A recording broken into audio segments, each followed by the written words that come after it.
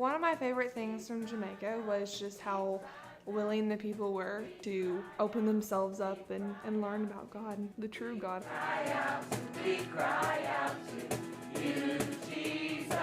I think what really spoke out to me in Jamaica, what God showed me, is I prayed with this homeless guy, and he told me that all he does is he sits here every day and he sleeps on the floor and he doesn't know when he's going to eat. And whenever he said that, it just really made my heart hurt for him, and it made me really thankful.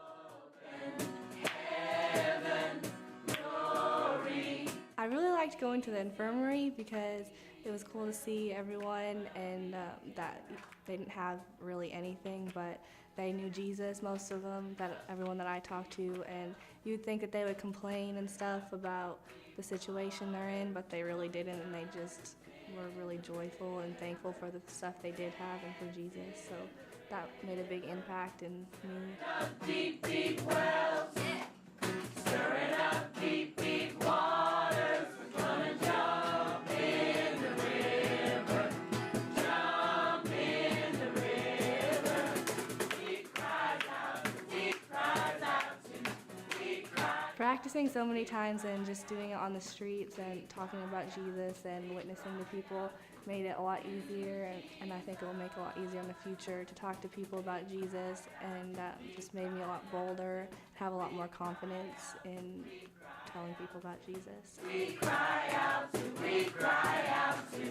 you, Jesus.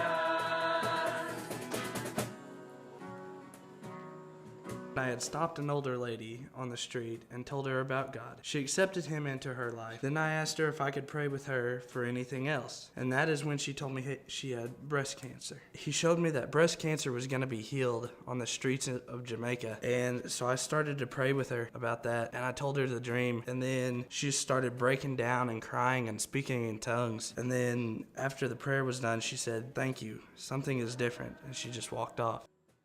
You have won.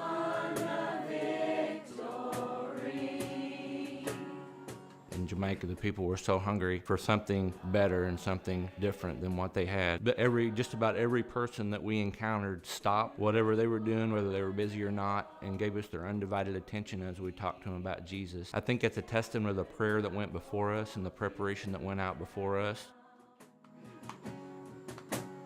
You are the risen King.